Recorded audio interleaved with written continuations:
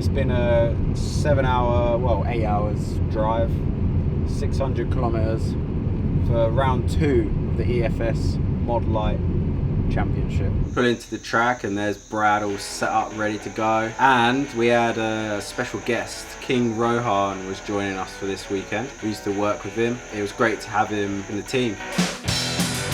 The Super Sedans were joining us for tonight's racing. They were with us at the last race at Gympie. They put on one hell of a show.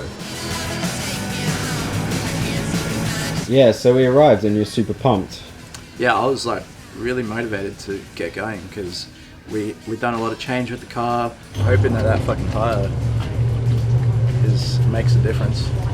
We've been running the wrong tyre size to start the night. We swapped over 215 to 205 on the left rear, so I was like really excited to try out 205. We just done so much and I just really wanted to get on track and have a good run. Started last in the first heat race, so we? Oh. That's good because it's good test. Get the feel for the car. Yeah, then we only go forward from there and we're on pole for the last heat race. The positive vibes are flowing at Brad Cedars Racing, and there was a great turnout for the Modlites. A lot of the top guys were here ready to race. You know when owners look like their dogs? Do drivers look like their cars? Yeah, you look like your car. The sun was starting to set. That can only mean one thing. It's time to go racing. Go. You know the big electrical switch on the back of the car? Yeah. That kills all the power. They basically want to upgrade all the cars, and instead of it cutting the live, they want it to cut the negative, because it's a lot safer cutting the negative than the live. And it's something none of these cars do yet. They all cut the live at the moment, but they want to transfer them over to cutting earth. So that's another job we have to add to the list of shit that we got to do. Oh, but not for the next race. Not for today though. No, I mean it's a whole wiring loop change, so it's not going to be an easy job to do. It's not something you want to be doing trackside. But we'll add it to the list and we'll do it. It's not as hard as the stuff we've had to do to this car already. It's nice to have another mechanic here. Yeah. Well, for a change. That understands all the lingo, you know? Yeah. I missed having Rohan around in the workshop. Yeah.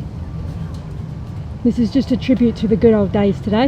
Yeah. You should have brought me speaker. We're putting the band back together. Yeah,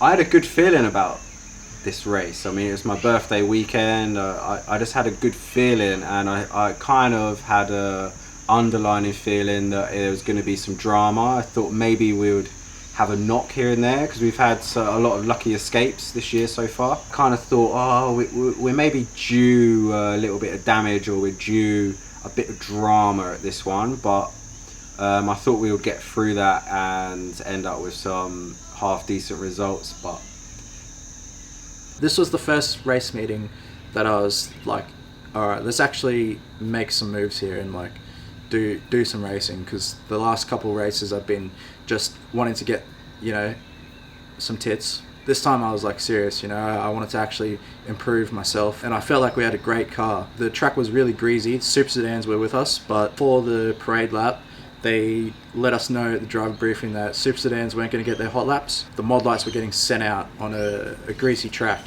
The track was still nice down the bottom, so yeah, we did our hot laps. Car was pretty slippery, but yeah, I was ready to line up and go for it.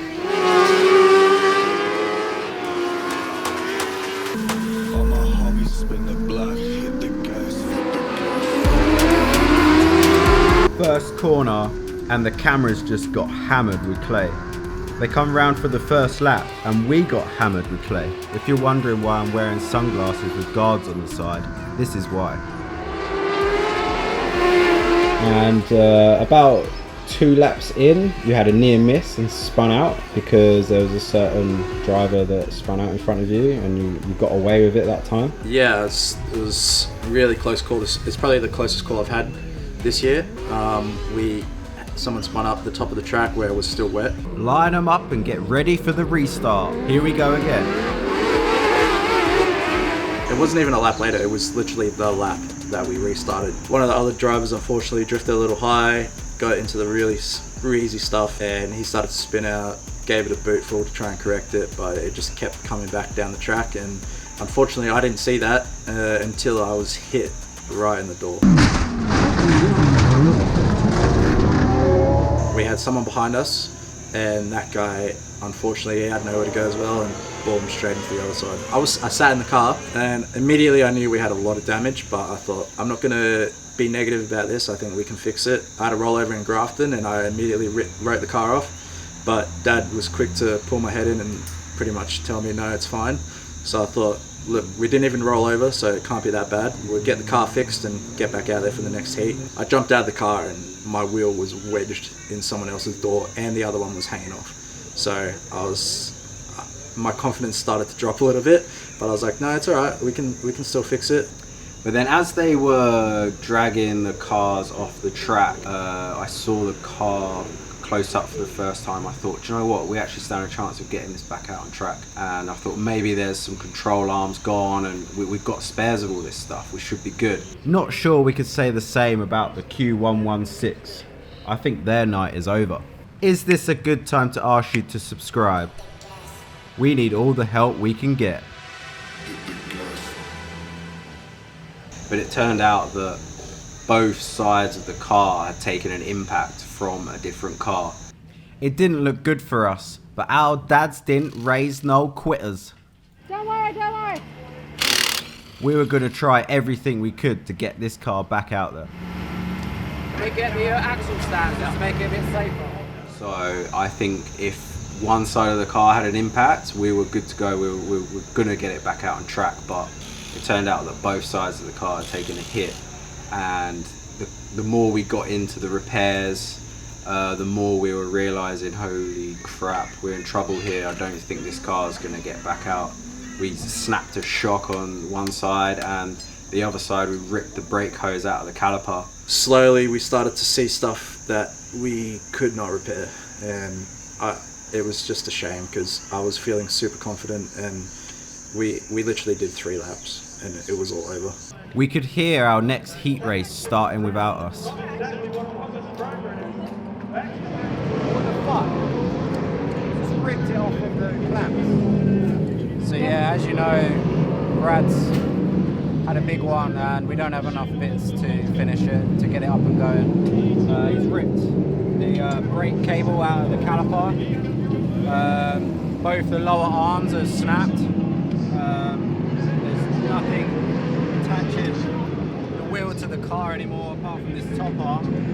And then the other side, he snapped the shock and a few other bars, and it's even worse from this side. So we're just trying to get to the point where we can roll and try and straighten the parts just so we can get it back on the trailer, but our night is done. So it's done. I mean, bodywork and stuff we're not worried about. We can just bend back and send the car out. But when you've got structural damage on the front and the steering is blown out, we were in trouble.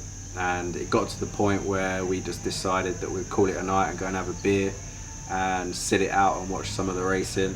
We can get it on the trailer and then we can drink beer. There's a main culprit for this. Harry asked me at the start of the day if I have any superstitions, and I said, I don't like green in or around the pit area on the race car. I think it's bad luck, and I don't know why, but it's something I believe in. And what do you know, when you walk into the track you get a wristband, and our wristband was green. It sucks that we can't finish the night, but It's one of those things. yeah. In the grand scheme of things, the damage bill is not going to be insane. So could have been a lot worse. You know, we could have put a hole in the engine. What you're saying is the season ain't over. That's it. Catch us at the next race, baby. It was the wristband's fault. The wristband's fault. Yeah, it was. No, it's not even the wristband's fault. It's the colour green. Yeah. And you know, green is the colour of lettuce, which quite often goes in a sandwich, and Yeah. you were sandwiched. Exactly. That's so right. I was the lettuce. Yeah. I was the lettuce.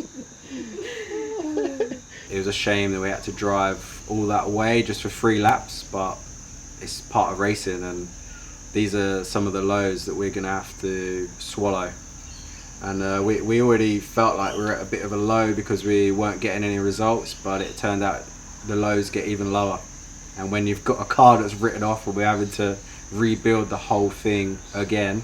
But it's okay, we're going to bounce back. The Bank of Dad is telling us to order parts and get the car back up and rolling, and all the new suspension is arriving, and we've got new tyres to go on the car. I think by the next race it's going to be better than ever. And yeah, so originally I thought you did it on purpose because you knew it was my birthday, but it turned out it's the wristband. Yeah, well, bit of both.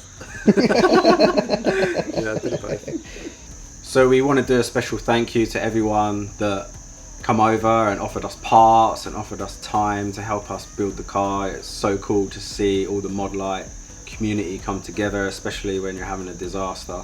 So we want to thank everyone that come over and offered their help. So yeah, not only did we have a bad day at the track, the trailer fell apart on the way home. So we need the Hazards Trailer Restorations to come pay a visit and fix up the trailer. You up for that? Yeah, I might have to use your welder. Yeah, that's fine. Go ahead, babe. The welder's over there. Alright, so. I guess you should subscribe because it's starting to get pretty tasty. Join us next time where we assess the damage and we start doing upgrades. The big gas.